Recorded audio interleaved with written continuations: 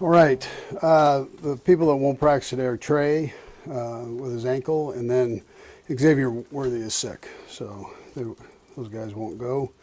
Everybody else will practice. Look for the challenge of playing the Raiders. It is the Raiders, and so we understand that, and it doesn't really matter what the records are. It's still those two teams playing each other, and I'm sure it'll be a good game to watch. So with that, time's yours. How much of Sunday do you think is going to be a lot geared towards evaluating younger players, because it is the last game, and specifically a running back like Damian Pierce? Are you looking to get him some action this week? Yeah, we'll see how it goes. He'll be in there. He'll practice, and he's been doing that gradually, working him in. So making sure that he's comfortable with what we're doing. And I mean, there's a chance that he would have a chance to get up there. But Herbie, I got to see that as we go here. Right? See how he does in the rest of the practices here. Andy, how much of a reward is it for some of these guys that are practice squad players, or just guys that have worked all year to finally actually play a game, given the circumstances though, but they are being able to play an NFL game? How much of a reward is it for them? Yeah, I think for their careers, it's great to get stuff on tape, plays on tape, and I think from an evaluation process for Brett and the coaches, I think it's a good time to look at them in a game, a real game. It's different than preseason. It's different than training camp and so on. Yeah. Andy, because you guys are not in playoff contention, have you started the scheme eval, player evaluation for this season already, or will that be something that you do following Sunday? Get through this game here, and then you do all that. Andy, is there any sort of strange feeling just knowing that you guys typically don't know when your last game is unless it's a Super Bowl? Is there any sort of strange feeling for you personally on that? Yeah, I want to keep that a strange feeling. So So you don't like ending right now, obviously, but that's what it is. And then you gotta go back and fix things, make sure they're right. And is there a chance that Jalen Moore returns to the starting lineup this week? I'll tell you here as we go through the week, but he's going to be out there today and doing his thing. Andy, how cognizant are coaches when it comes to bonuses and incentives and players' contracts coming down toward the end of the season? Yeah. Don't worry about all that. Just go play, right?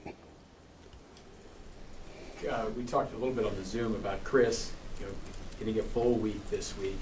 What have you seen from him these last couple of days? Comfort level and all that stuff. It's been a weird kind of ramp up for him. Yeah. So, first day back here. We did a little yesterday, but not much. We'll do more today.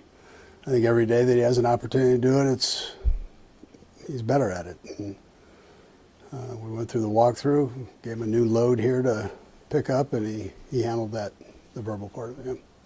And you've had a full year now with Richard. Just looking ahead, do you see him more as a receiver or as a running back? What do you see as long as? I think both.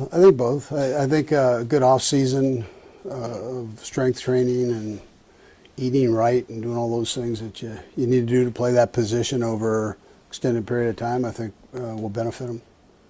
Is there somebody you compare him to in the past that's done both like that? Yeah, I'm sure there is. Right off the top, I can't give it to you. Along those same lines, though, Jesse here does bring up the past. In Philly, you did have guys who were highly versatile. Brian Westbrook, Sean McCoy is a young guy.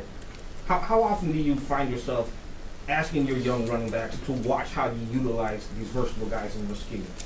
Yeah, what we try to do is put them in that position. If we have the cut-ups on them, then we show it to them. Listen, he's been a wide receiver. He's different than the other guys, where he's actually played that position.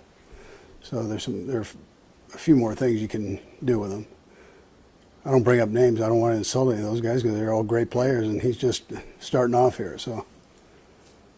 Which we mentioned it before, but with Pat's injury, the offseason quarterback is going to be rather important. I guess, what has Chris showed you to maybe be in that mix to be that role? Yeah, I think this game will be another audition for that. So I think that's good. He did a nice job last week, and the time he had to execute and jump in there the week before. So it's we'll just see where he continues to grow at.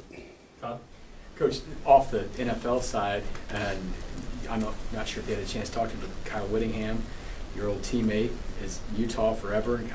He's going to be the Michigan coach now. Have you talked to him about kind of that move, that challenge? And Yeah, I have. I think it's great for the university. I think it's a great move for him. I think that's a win-win, both sides. I knew he wanted to still coach, and he's going to do phenomenal up there. You know, just got to switch coach. He's got to get used to wearing that blue again. all right, All right. Coach. Yep.